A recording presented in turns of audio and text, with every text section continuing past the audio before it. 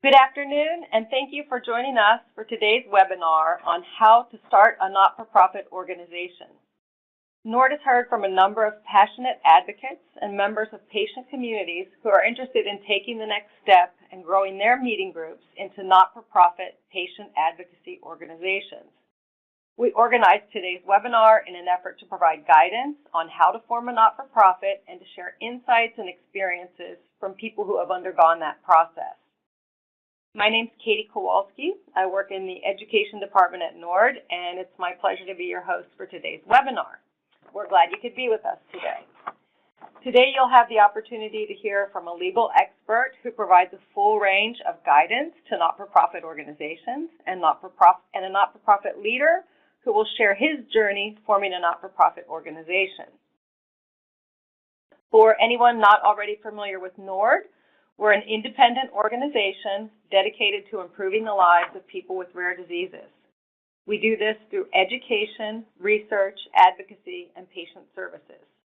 You can learn more about NORD at rarediseases.org. We also invite you to follow NORD on Instagram, Facebook, and Twitter. And now I'd like to introduce our speakers.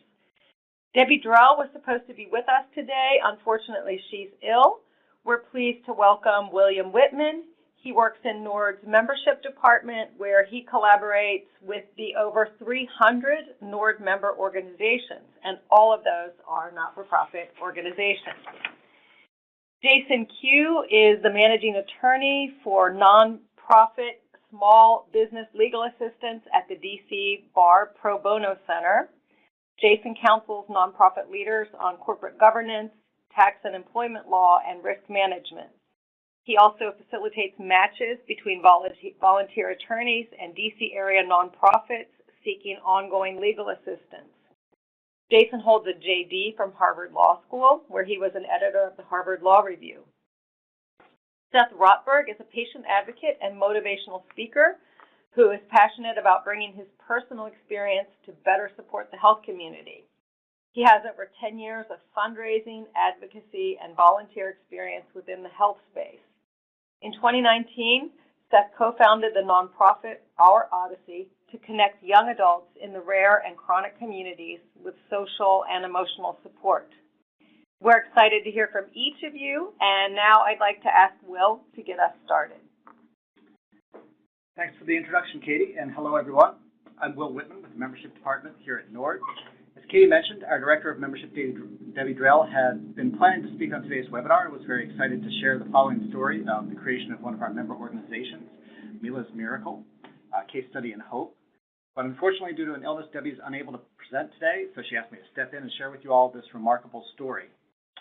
As a reminder, of the approximately 7,000 known rare diseases, 95% do not have treatments. So while NORD has over 300 member organizations, we know that there is a need for new nonprofit organizations to represent and support those impacted by rare diseases. We know that a nonprofit organization driven by patients is fundamental to treatments and cures, and so we hope you will be inspired by what you learned today. Mila's Miracle is an example of what's possible. The Mila's Miracle Foundation is a nonprofit that was founded quickly and rapidly built momentum for a new treatment. This is a case study in tenacity, quick action, and hope, but mostly in the power of storytelling. Julia Vitarello's daughter, Mila, was born in November of 2010 with normal neurological functions. But starting at the age of 5, Mila very rapidly began to lose her sight, speech, and motor skills. In December of 2016, Mila was diagnosed with Batten disease, a rare and devastating genetic disease. And so Julia formed the Mila's Miracle Foundation, a 501c3 organization dedicated to raising awareness of Batten disease, raising funds for research, and possibly saving her daughter's life. On January 31st, 2018, just over 1 year later, Mila received her first dose of Milacin, a personalized medicine created and named specifically for Mila by a team at Boston Children's Hospital. So how did this happen? It starts with the power of storytelling, sharing with family and friends, posting on Facebook. One night in January 2017, Cindy Leanne, a physician at Beth Israel Deaconess Medical Center in Boston, was on a Facebook group for physician moms when she saw a message that one of Julia's friends had posted about Mila and her need for whole genome sequencing. Cindy told her husband about it. Cindy's husband happened to be Timothy Yu, a neurologist and neurogeneticist at the Harvard University-affiliated Boston Children's Hospital, whose work involves sequencing autism patients' genomes. So Mila's story had reached someone who might be able to help her. But how to pay for the work on a potential treatment? Well, that's the power of a nonprofit with 501c3 status. The Mila's Miracle Foundation spread the word that they needed funding, posting on Twitter, creating a YouTube video that garnered 2 million views.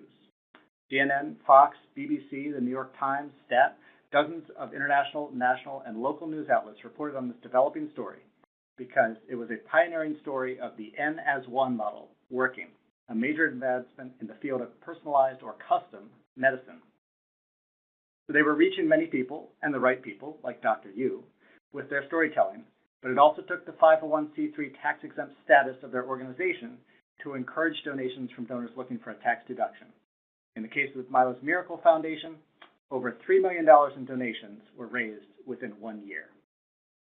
This money funded Dr. Yu's work on a new gene therapy for children with Mila's type of Batten disease. And within a month of receiving the first dose of Milacin in 2018, Julia noticed changes in Mila that were, quote, huge. Julia calls it unbelievable that Mila now might actually have a second chance at life. The $3 million the foundation raised has gone to a novel gene therapy and basic science that funds scientists and grants in the U.S. and Europe. So this success story is not only about Mila's tailored treatment. The takeaway here is that miracles can happen through a lot of hard work, a lot of storytelling, and the power of a 501c3 nonprofit organization. While you watch this webinar today and learn of the work involved in incorporating a nonprofit, please think about Mila's story. So thank you for letting us share the story of hope. It's now my pleasure to introduce Jason Q, our legal expert, speaking about considerations for starting a nonprofit. Jason is the managing attorney of Nonprofit and Small Business Legal Assistance Programs with the DC Bar Pro Bono Center. Jason, I will turn things over to you. Great, thanks, Will. Hi, everyone. It's a pleasure to speak with you all today. As Will mentioned, my name is Jason Q. I'm the managing attorney for Nonprofit and Small Business Legal Assistance Programs at the DC Bar Pro Bono Center. I spend a lot of my time talking to and counseling established nonprofits on sort of ongoing nonprofit compliance issues. So it's always a pleasure to talk to folks who are much earlier in their nonprofit journey, early on in the formation process. My goal today is to define what a 501c3 nonprofit is, what the benefits and advantages of forming a 501c3 include, and to highlight 6 strategic and operational considerations that prospective founders should have in mind as they begin their nonprofit formation journey. And that will include an outline of the legal and filing requirements that are involved. So it's a lot to do, but I want to say up top that there are a great suite of resources that are provided by us at the DC Bar Pro Bono Center and by the folks at NORD that can help you along this journey. So, we're going to be crunching down a lot in 20 minutes or so, but know that in real time, as you're kind of going through this process, that there will be resources available to guide you through every step of the way. But first, just a little bit more information about our organization. The DC Bar Pro Bono Center is a legal services organization based in Washington, D.C., and our nonprofit legal assistance program has a couple of components. We match DC-based nonprofits with volunteer legal counsel if they have kind of a large or time-intensive legal issue. We host free in-person legal clinics to assist with common issues like governance, intellectual property, or risk management, and we provide free education and training on real-world legal topics that nonprofits face every day.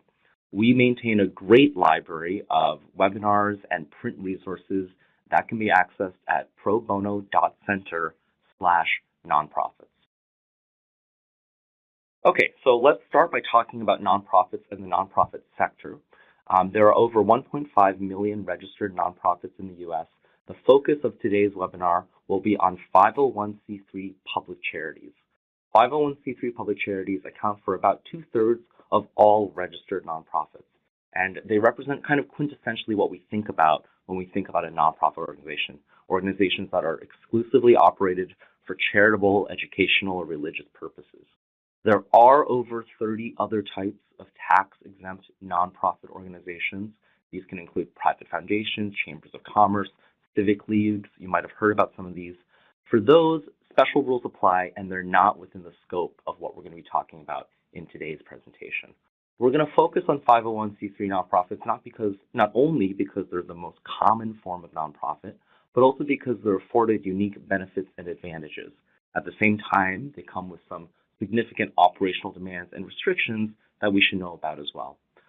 Just as a sort of semantic point, sometimes you'll hear the phrase nonprofit, sometimes you'll hear the phrase not-for-profit. These are referring to the same thing. It's just different ways of saying it. So some of the benefits and advantages of operating a 501c3, first is that from a legal perspective, 501c3s have to be mission-driven. There is no legal imperative to generate revenue or to satisfy shareholders, which does attach to other kinds of corporations, which means that your staff and your board members are generally passionate, they're driven, and they're aligned with the mission of the organization. Another big benefit is that 501c3s are tax-exempt. That means the organizations themselves don't have to pay income, sales, use, franchise, property, and other taxes at the federal, state, and local level. A unique benefit to 501c3s is that donations to these organizations are tax deductible for the donors. So that creates a kind of public subsidy, a unique financial incentive for donors to give. And again, that's a unique feature of C3 organizations that is not enjoyed by the other kinds of tax-exempt organizations. 501c3s can also access unique and dedicated funding sources. So in addition to just receiving tax-deductible donations from individual donors, C3s are eligible for certain government grants, government contracts, grants from private foundations, grants from other public charities, and grants from corporations in the form of sponsorships, donations, co-ventures, and partnerships. And then finally, there's something that I call the 501c3 brand. Donors and the public at large recognize and trust that C3s operate under unique oversight and reporting requirements, and so they expect heightened transparency because of state, federal, and private party oversight. That makes C3s a more kind of trustworthy and reliable entity and something that people feel more comfortable giving donations to. Okay, so before you start a 501c3, let's go through 6 high-level considerations for prospective nonprofit founders. Oh, we're back to this slide. Okay, so the first one I want to talk about is avoiding duplication. Nonprofits compete for funding, for personnel, for resources, for board members, and sometimes for clients or constituents. So not only is duplication bad for your startup, it strains the sector as a whole. If you are going to do work that other organizations are doing, it might be better just to work within those existing organizations and to amplify the work that they're already doing. To figure out whether or not it makes sense to form a new nonprofit, it makes sense to first perform a needs assessment. That's to research, identify, and describe the community that you plan on serving and the specific needs or issues that you plan on addressing. Really define who you're going to serve. A lot of times in my work, I hear people come in and say, I want to start a nonprofit that helps children. and we always tell them, we have to narrow that down a little bit. There are a lot of nonprofits serving children. What are the specific needs that you want to address? Secondly, you want to perform what we call an environmental scan to understand the existing nonprofit landscape and to identify potentially other organizations that are working with the same population. There are great tools for this. There's a website called candid.org. This was formerly GuideStar, which many people have heard about. It's a database of information about existing nonprofits. There are other nonprofits and organizations that aggregate information about nonprofits. In DC, we have an organization called the Catalog of Philanthropy, for example. Good old Google searches are a great way to start to poke around and figure out who else might be operating in your area.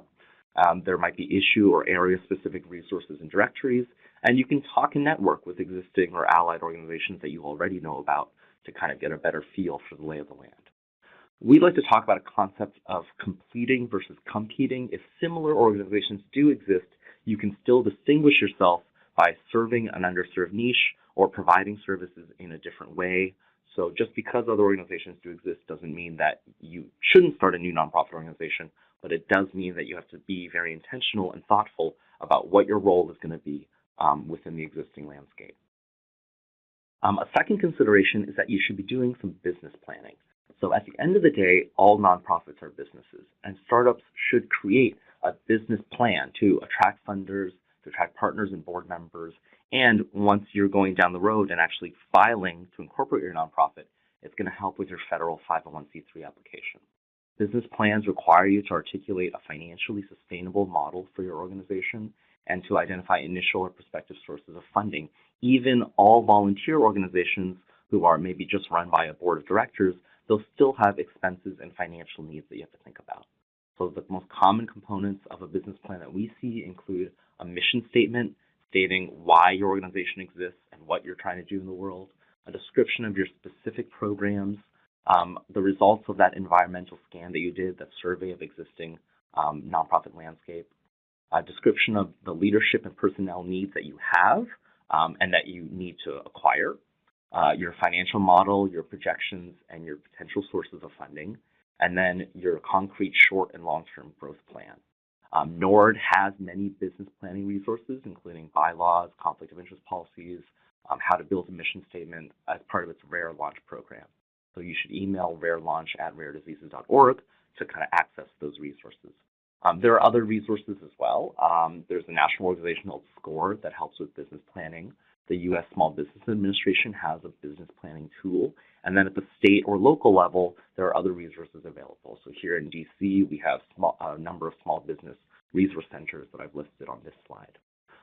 We should note that a lot of these resources will often focus on business planning for for-profit entities. So there might be fewer nonprofit-specific resources, but we can adapt those for-profit models for our nonprofit enterprise. Just remember that our business model and our revenue strategy is obviously going to be different. We're going to be relying on donations, grants, and contracts instead of revenue-generating activities most of the time. So the third big kind of issue to think about is this issue of board oversight and shared control.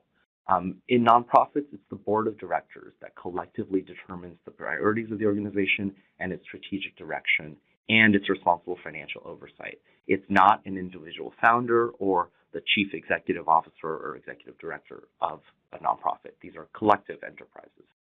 So we have to think about board recruitment, board retention, and board management. And all of these things are an art. There's the possibility of conflicts, of factions, and of board dysfunction. And a lot of my job as a nonprofit lawyer is helping nonprofits when they've encountered a situation where the board has become dysfunctional. On the other hand, having good directors and a functioning board can perform vital functions for the organization. It can bring in critical expertise, and it can bring in financial and non-financial resources. So what's the role of the founder in all this? Well, founders can often choose the initial board members, and they can exercise a significant amount of control, especially as the organization is getting off the ground. Once you have the resources and capacity to hire staff, the founder often serves as the first executive director and can make key management decisions. Nevertheless, a founder never has 100% control over the organization, and they can be outvoted or removed, especially as the board or the organization grows. So for prospective founders, only start a nonprofit if you're comfortable with the concept of shared control and the demands of board recruitment and board management. If you don't have board experience, recruit board members who do, and you can also avail yourself of educational resources, and we have a great library of resources about how to serve and manage a board of directors. Okay, so another issue that we want to highlight is that 501c3 nonprofits have unique limits on their political activity. Specifically, they can engage in an unlimited amount of what we call issue advocacy, which is sort of advocacy and education activities. They can engage in only a limited amount of lobbying, which are attempts to influence specific legislation in Congress or at the state or local level. And there are various tests for figuring out what is the allowable amount of lobbying for a nonprofit. And then there's a blanket prohibition on engaging in political intervention, which means intervening in or participating in any campaign on behalf of or in opposition of a candidate for public office. So the takeaway here is that if you'd like to engage in any amount of political intervention or a substantial amount of lobbying, and that is a pretty narrow definition, again, that's lobbying for or against pending bills in Congress or at state or local legislatures, then a 501c3 might not be the best entity choice for you, and there are alternative tax-exempt entities that you could choose to create instead. So again, for more information, we have a section on our website about this issue. Okay, so next, I want to sketch out kind of in a kind of more practical level what the initial startup requirements and costs are associated with starting a nonprofit. So incorporating and registering a C3 is a multi-step process that does require a significant investment of time and money. So the steps include, first of all, we have to recruit what we call our incorporators, who also tend to serve as our initial board members. Most states, like DC, require you to have at least 3. These incorporators then create a state-level nonprofit corporation by filing what we call articles of incorporation with a state corporate registration agency. That agency, depending on what state you're in, might be your Secretary of State, or it can be another type of regulatory agency. Here in DC, for example, we register with the DC Department of Consumer and Regulatory Affairs. So the SBA has a listing on its website of who the business registration entities are in each state. So you have your incorporators, you come together and you draft articles of incorporation. These are almost like the constitution or the charter for your nonprofit. They lay out the very broad purposes of your organization and just some high-level guidelines for how it's going to operate.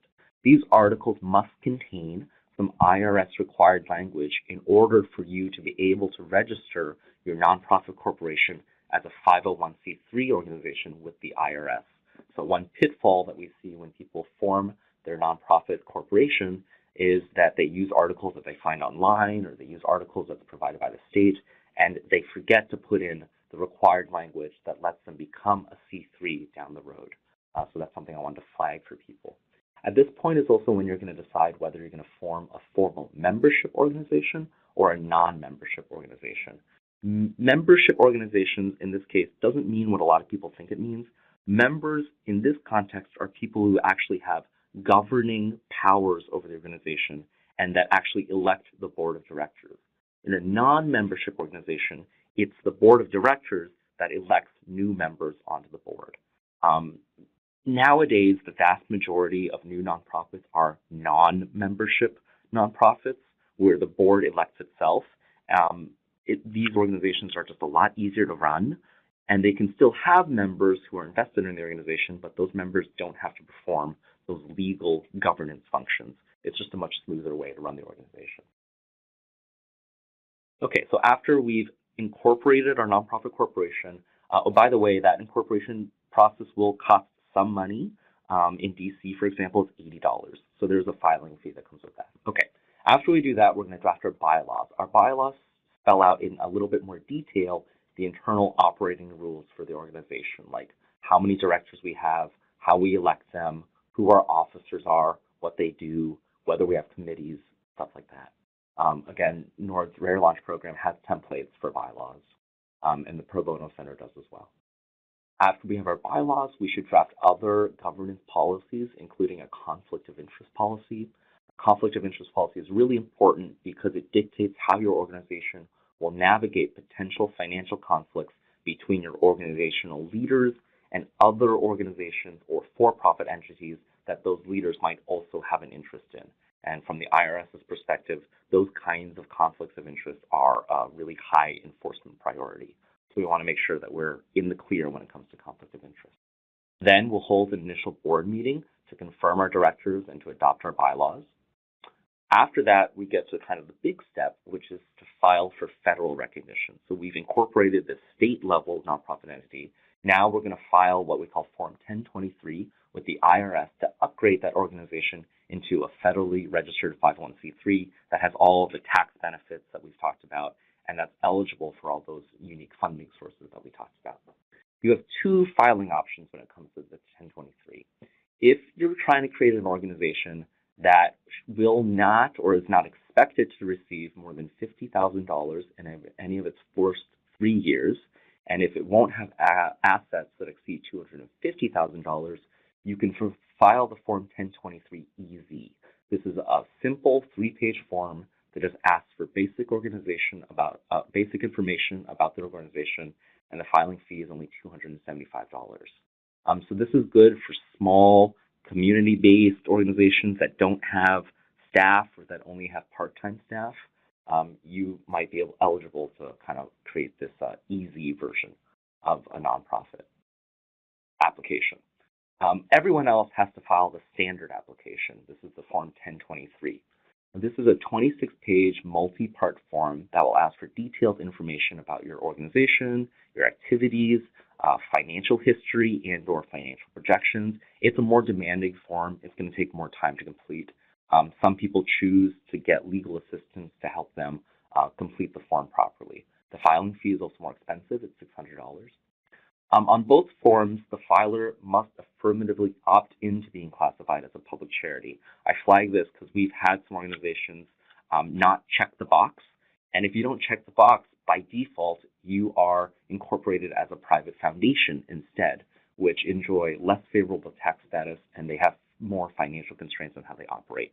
I think most of the folks on the webinar today will want to create a public charity, so my tip for you is to make sure you check the box that opts into becoming a public charity on your Form 1023.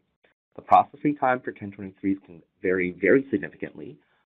People who file the easy form and who catch the IRS at a good time when it's not overloaded with other matters can see a response within 4 weeks, but other people might not get a response for up to 6 months, especially folks who file the full 1023 and folks who might have an issue in their initial filing that they have to remedy down the road. Once you've received your 501c3 status from the IRS, you will usually have to go back to your state of incorporation and apply for charity licenses and tax exemptions at the state level. This can come with more costs. For example, in DC, to get the basic business license that charities with over $50,000 need, that costs $412 for a 2-year license. So that's another kind of line item for people starting a nonprofit. Okay, so the final issue that I want to flag is that after we've received our 501c3 status, nonprofits continue to be subject to some ongoing filing and administrative requirements. And I'm just sketching them out here. I mean, in real time, this is something you're going to be dealing with over the course of months or years. So you'll have time to kind of catch yourself up and ideally bring in kind of operations-minded people into the organization who can deal with these requirements. It includes, IRS annual filing requirements, some periodic state filings, registering with the charity, licensure requirements of states in which you fundraise. Additional jobs can include making sure that your board is engaged and that it's exercising its oversight functions. It includes avoiding conflicts of interest, which I mentioned. There are some record keeping and fundraising law compliance requirements. And then finally, just day-to-day business operations. Nonprofits, again, as I said, they're like any other small business or large business. So they have to worry about employment law, they have to worry about insurance, they have to worry about accounting. So the takeaway is just, when you start this kind of founder's journey, a lot of people are focused on the mission and they're focused on the programs and activities that they want to do. I just want to flag for folks that it's also important to get folks on your team or to get yourself into a place where you're ready to deal with these more kind of operational side requirements over time. So that's the end of my presentation. There's my contact info. You can email me at jqu@dcbar.org if you have any other questions. With that, I'll pass it along to Seth Rothberg, who's going to talk about his journey with creating our Odyssey. Thanks, everyone. Thanks, everyone. And thank you, Jason. Appreciate you, kind of going over everything. And I'm going to advance the slide and talk about kind of how our Odyssey was formed into a 501c3 nonprofit. I'm probably going to skip out on most of the, fun stuff. And my part, what I think of fun is the personal journey and how I'm involved in the rare disease space. But I'll briefly kind of give you guys some of it and get into more of the nitty-gritty of how our Odyssey turned from an idea to a 501c3 nonprofit. So my journey and why I'm involved in the rare disease space really started when I was a young child, should I say. I come from a family impacted by a disease known as Huntington's disease, and as you see in these photos, you'll notice that the person on the left, or my mother, should I say, she slowly deteriorated both physically and mentally. Huntington's disease is like having ALS, Alzheimer's, and Parkinson's all into one condition. It lasts about 10 to 20 years, give or take. And there's no cure for it, and it's genetic. So each child of a parent with the condition has a 50-50 chance of inheriting it, which means I am also at risk, and also decided to really figure out what did my future hold when it comes to whether or not I should test. And so, to be perfectly honest with you, I got involved with the rare disease space when I realized I was at risk. So at first, at 15 years old, I was definitely in denial. I didn't want to accept it. I didn't want to accept that new normal like many of us think of what's that next step? What does it entail? What does the future hold? Will I end up just like my mom one day? And I honestly was embarrassed being out in public with my mom or having friends over because I was scared people would look at me differently or judge me and my mom for who she was. And so some of these, symptoms, just to describe a little bit more, was she had poor balance, wobbly movements. So people thought she might have been drinking.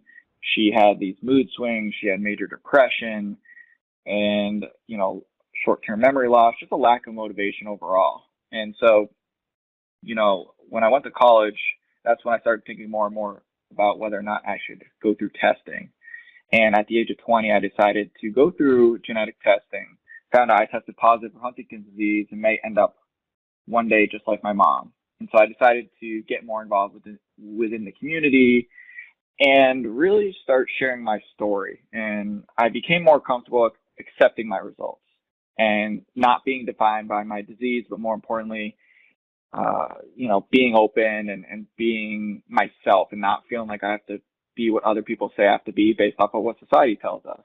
So I started sharing my story publicly, and what really kind of kicked things off was when I did a TEDx talk on my genetic testing story, and really just opened many different doors and made me want to just dive even deeper into the rare disease space. Because prior to that, I was really just focused on Huntington's disease, and then I realized about all the similarities among all these different health conditions and how it's important to really collaborate when we're working together as a team. So how did, this whole nonprofit thing come alive? Well, actually, prior to getting involved in the health space, I was actually doing a lot of work in youth development. I was working with a variety of different nonprofits, working with under-resourced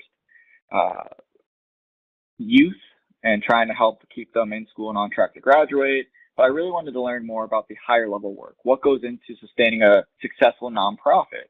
So I decided to go back to school to get a master's in nonprofit management in good old Chicago, Illinois, DePaul University. And I absolutely loved it. I learned a lot about what it takes when it comes to fundraising and development, and how to develop a fundraising strategy and how to diversify your funding so you're not just focused on one area of funding, whether it's individual donors or it's grants, and learned more about how to negotiate, strategic planning, which Jason mentioned business plan, and sometimes you'll hear in the nonprofit world, strategic planning. It's pretty much the same thing. It's a plan that you have. It's an outline on where you currently are and where you want to be. And then as you'll see in the slide, I also learned, how to analyze data, how to just find and develop, a needs assessment and really turn it into a consulting report. And while I was doing all this, I was very involved in the Huntington's Disease Youth Organization, also known as HDO, supporting young people impacted by Huntington's disease. And what's funny is one of the first classes I took in grad school, my professor pretty much told me and the rest of my class, yeah, you probably don't want to start a nonprofit. And I actually left grad school telling myself, I'm never going to start a nonprofit because I don't want to reinvent the wheel. I don't want to create something that was already being done, since there are millions of nonprofits out there. And again, going back to Jason's point, a lot of them might be doing very similar work. And so it's understanding what is it that makes your nonprofit unique? What is it that makes it such a niche and such an unmet need that it has to be established. And so, for me, I was trying to figure out what were the unmet needs for potentially young adults. I was always connecting with these young adults in the Huntington's disease community, and eventually I was connected to a good friend of mine. Her name's Anna Laurent, and she helps out actually today with our Odyssey. But we started talking about how much we had in common, even though we had two completely different health conditions. And it was interesting because we were talked about family planning and dating and just transitioning in different parts of life, how to talk to friends and family about it, the whole 9 yards. And at first I thought maybe this is my own need, but I wanted to validate it by starting to ask other young adults. So, I dove deeper into it. I kind of created my own needs assessment, developed a survey. I asked young adults, would you be interested in year-round in-person and virtual meetups? And a majority of them said yes, absolutely. And then I started just compiling more information, started talking to young adults from different rare and chronic communities and asking them just what are your needs and what are you interested in? And we spoke with over young adults from over 65 different rare and chronic conditions to really ask them, do you want year-round support where you meet with other young adults who just simply get it? And it got to a point where one young woman said to me, actually around this time last year, saying, that's such a great idea and it's such a need. And who's going to do this? Are you going to do this, Seth? And I just kind of looked at her and I was like, you know what? Yeah, I'm going to do it. We're going to do this together. And by validating this need, we realized if no one else is going to develop this unmet service to young adults, that we had to do it. And so, again, prior to this, though, we, again, looked, is any other nonprofit focusing on young adults? Is anyone providing this social service of year-round support that's really going to help improve quality of life? And the answer was no, that no one else was doing this the way that we were hoping to provide the support to young adults.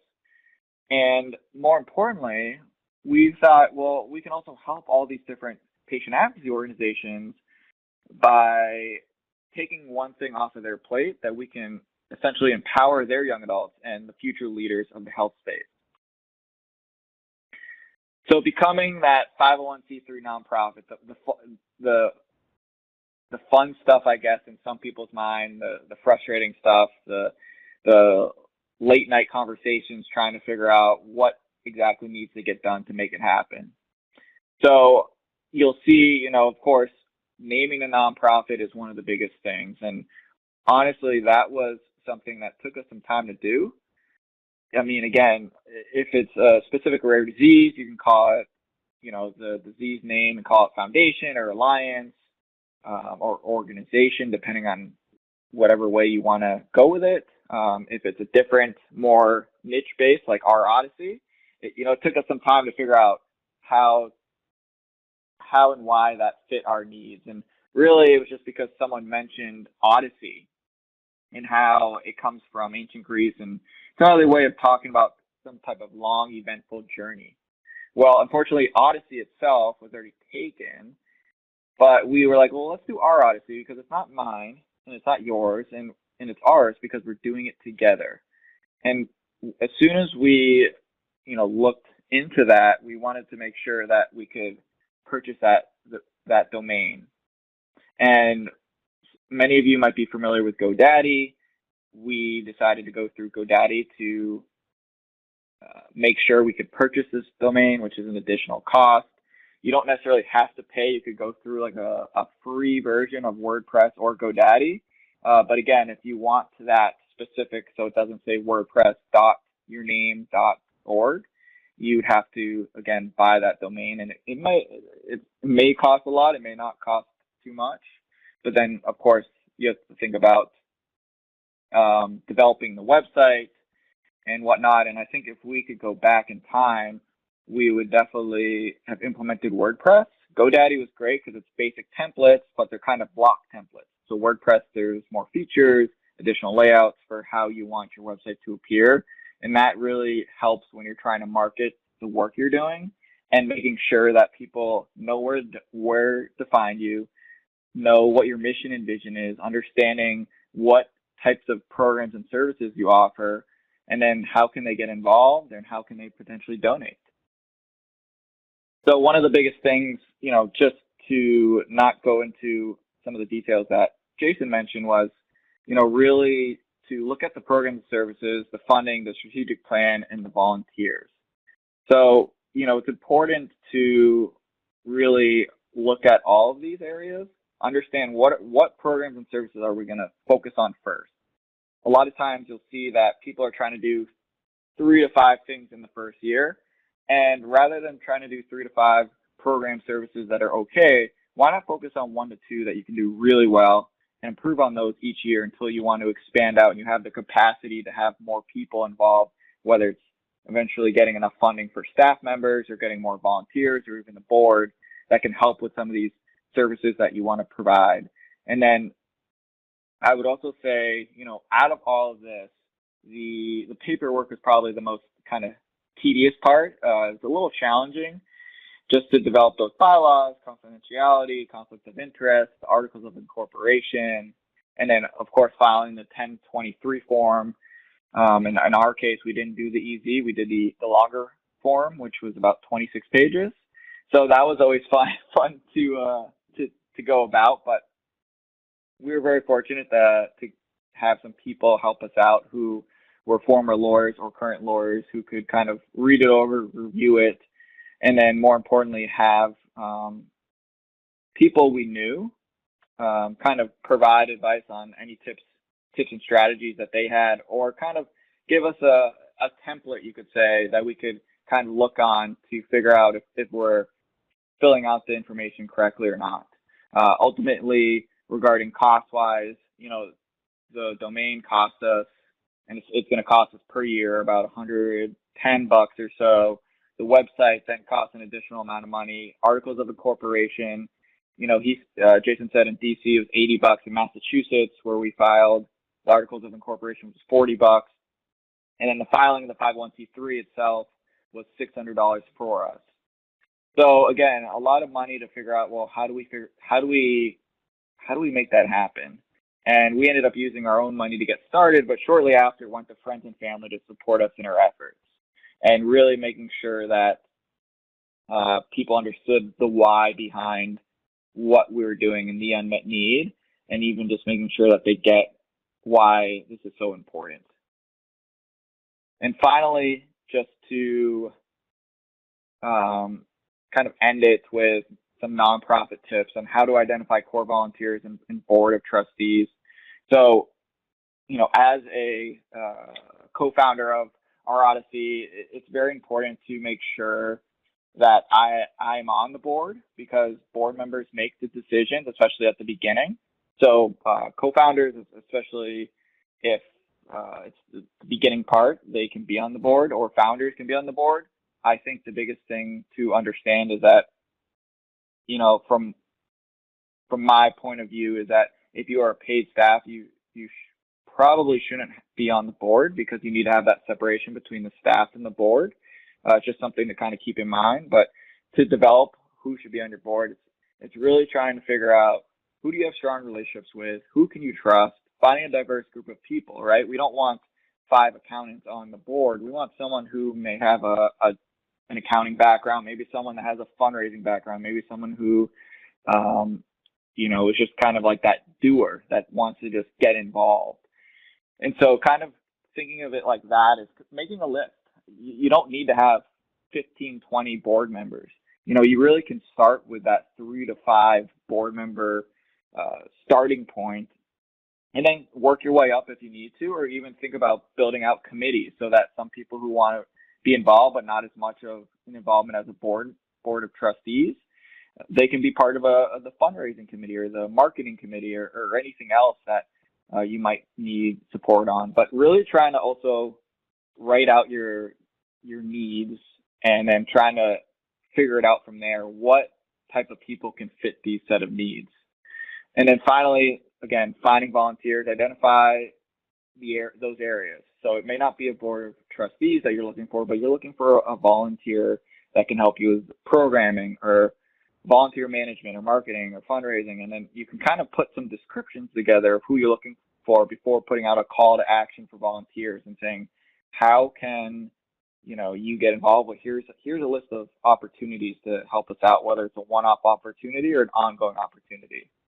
Again, looking at those doers who might be self-motivated to get work done, once giving them some direction at the beginning versus someone that you might have to continue to go back to remind them of what their role is within it. So from that point on, I will say, thank you again. Here's some contact information, and if there's any other questions, I believe the slides will be available. So you feel free to reach out afterwards. More than happy to help, and I think we're going to just hop right into the Q&A section. So I will pass it back over to Katie. Great. So thank you, Seth, and thank you, Jason and Will. Those were excellent presentations. You shared some really fabulous information. So we've been collecting questions from participants during the registration and during the live webinar. As a reminder, you can still submit questions using the chat function on the left side of your screen. And we'll try to get to as many questions as we can. But as a reminder, we're going to send all the slides out to everyone who registered for the webinar along with the recording. You all covered a lot of information about the costs associated with starting a not-for-profit. I do have a question about what the banking requirements are in startup. And Jason, if you could maybe address that. And then there's also a number of questions. People are asking, is there a way to obtain funding to cover startup costs associated with establishing your not-for-profit? So banking requirements and startup costs for establishing a not-for-profit. Okay, sure. There's no requirement to have a bank account, but just practically speaking, it's very difficult to run a nonprofit or any kind of organization that takes in a significant amount of money without a bank account. So many nonprofits, one of the very first things they do in their first board meeting or their first incorporator meeting is to pass a board resolution to allow the nonprofit to go and apply to create a bank account. You can do this after you've incorporated your nonprofit corporation at the state level. Banks will usually require your certificate of incorporation before they'll create a bank account in the organization's name. So that's something that you can figure out with your individual banking establishment. As to that question about obtaining funding for the costs associated with starting a nonprofit, yeah, the most common way that people do it is, it takes, let's say, between $500 to $1,000 to do all those initial filing fees. The most common way that people do it is just to hit up their own social network, is to find individual donors who are willing to support the nonprofit at that early stage. A lot of the money honestly comes from the initial board members and the founder. But you can hit up your social networks, or you can try online fundraising through platforms like Kickstarter or Network for Good, or Facebook now has a lot of nonprofit fundraising tools attached to it. The big caveat that I'll say at this stage is that you have to let your donors know that you don't currently have 501c3 status, that you're in the process of applying for it, so that they know that their donations won't be tax deductible, because they can't be tax deductible until you've gotten 501c3 status. We sometimes get into trouble because donors feel like they were misled to think that their donation would be tax deductible at the moment they gave it, when in reality it was to support a nonprofit's journey to get to that stage of becoming tax deductible. Great. No, that's super helpful. Thank you.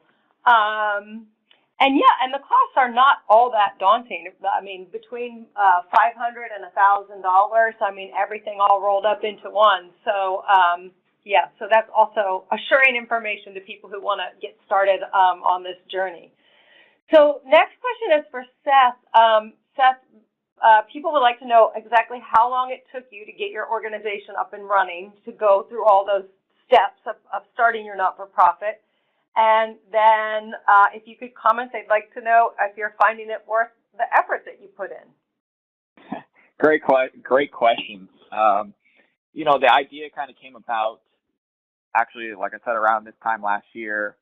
We kind of went live, you could say, quote unquote, live in June, where we had our website launched and everything.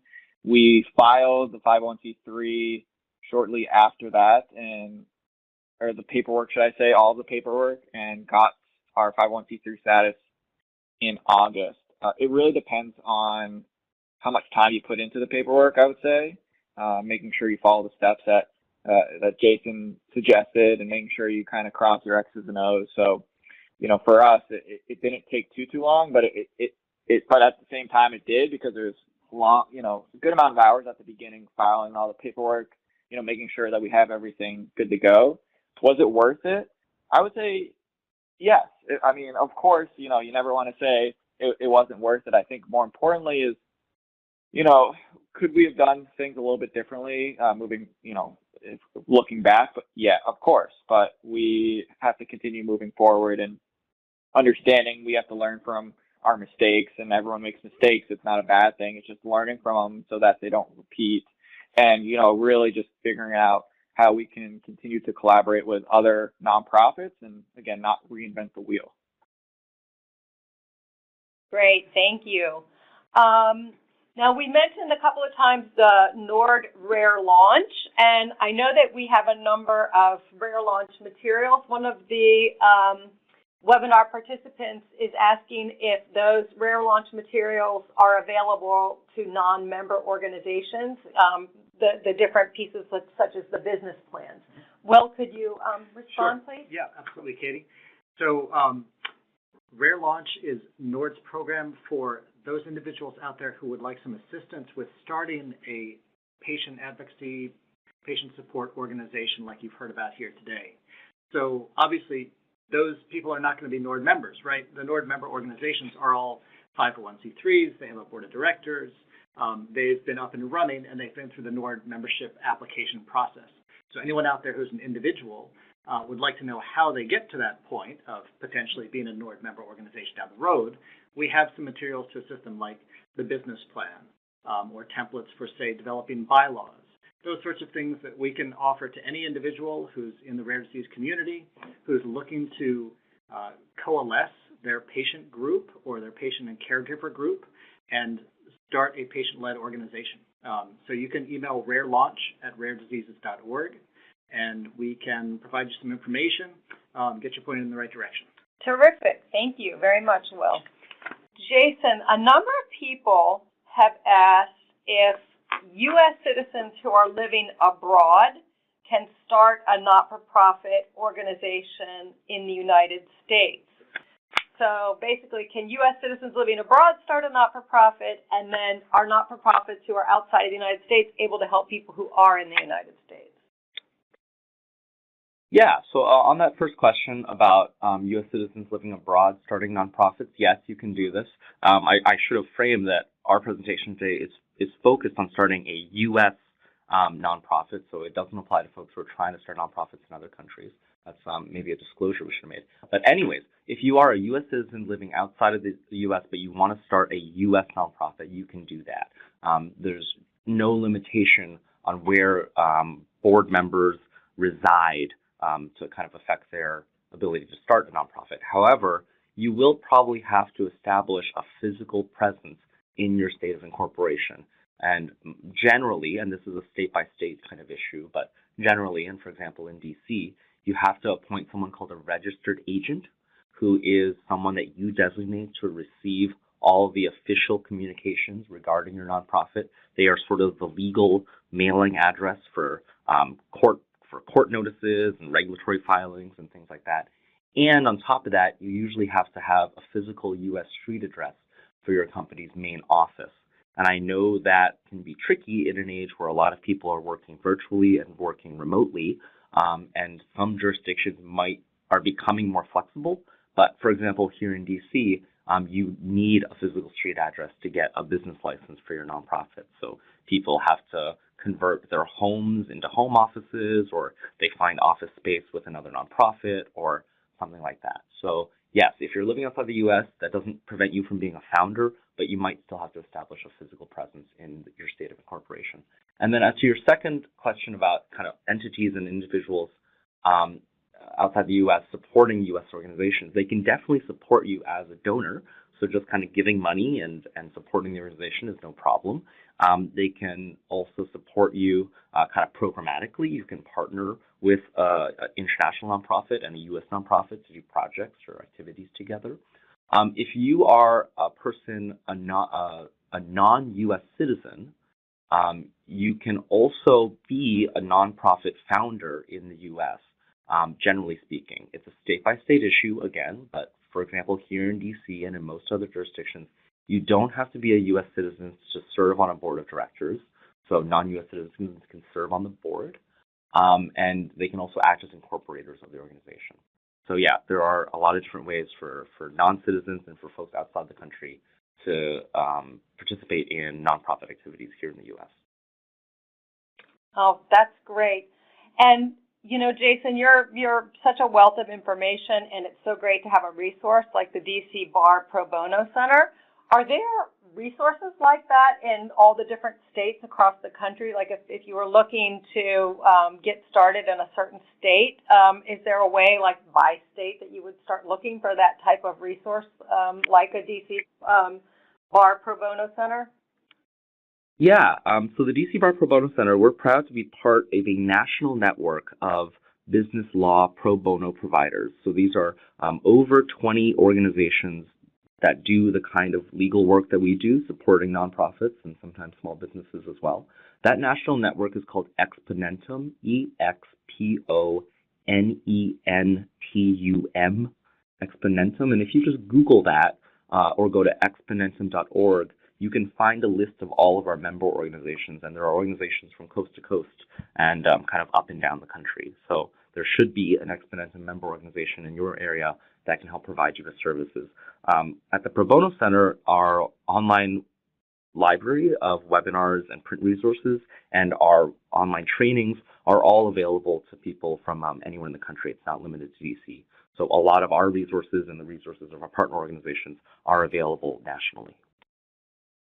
Fabulous. That's great. And again, we're going to be sending these slides out with all the different links on them to all people who registered. I'm going to squeeze in two more questions, although we are right at the hour.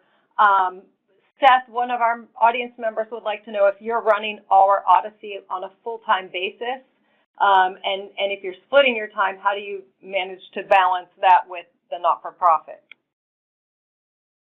Yeah, the hustle is real. Let's just say that.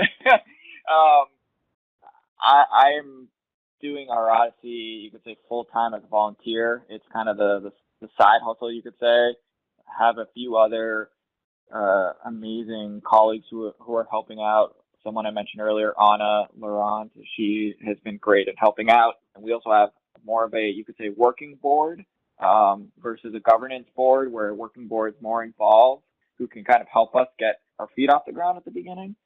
To balance it, it's really just trying to be flexible. So it might be getting up earlier on some days, using weekends, using nights to really continue the momentum of our Odyssey. But I will say it's not easy.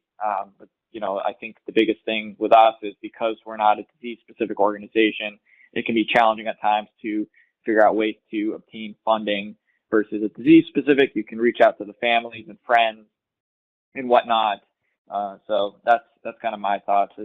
It's a hustle, it's a grind, but it's worth it at the end of the day when you see the impact you make on the community. Well, we're cheering you on, Seth, and good to have a purposeful life. So one last question I can't leave without asking. We've had so many people asking about forming the board of directors, and Jason, you mentioned that being like a form of art. So just as a closing question, I'd like to ask you if you can share maybe some tips or lessons for selecting board members and creating an effective board. Sure. One tip is to poach board members from other organizations. A lot of people who serve on boards serve on multiple boards, and having people with board service experience is really important for new nonprofits, especially if the founders themselves don't have board service experience. So I would advise people to prioritize finding folks with board service experience. And that might mean looking at the boards of other organizations that might be in a similar space. or that you might have a relationship with. Secondly, I would focus on collecting useful skills. It's useful, for example, to have accounting and financial experience on the board. That's super important. It's helpful sometimes to have legal experience on the board, fundraising experience. So approach it from like a skills-based perspective. And those are the two big tips. And the last thing I'll say is, and maybe Seth will have some insights on this, but this is a hard area. And I just want people who are struggling to find and engage good board members, especially at the startup stage. It is one of the kind of pain points and something that you might have to focus on for a little while, because you want to find good people. You want them to be dedicated and aligned with your mission. You want them to be good people to work with. So it might take a little bit of time, and just for folks to not get frustrated if the board search is coming along a little slowly. Last thing I'll say is there is an interesting program called Board Match in some larger cities around the country. It's almost like speed dating for prospective board members and nonprofits. So I would look into that program and know that, generally speaking, there are some programs that exist that try to kind of staff nonprofits who need board members with good volunteers. Great. Just, all right. I was going to add just one last thing. I promise 30 seconds or less is that, think about those, again, that you have those good relationships with, but also understanding a friend of a friend. So you're not just going within your network, but you could ask outside your network as well, so that you are really diversifying your board, like Jason mentioned. But it isn't an easy thing at first. So kind of be patient and remind yourself, it could end up starting off as some family and close friends. And then once you want to expand even more, you'll be able to find other people who appreciate your mission and really want to give back in some capacity. Great. Well, Seth and Jason and Will, thank you for sharing really key information and also your experiences with us. Everybody, after the webinar, you're going to receive a short survey. Please complete it because it'll help us to develop future webinars. Thank you to everyone for joining us, and please enjoy the rest of your day.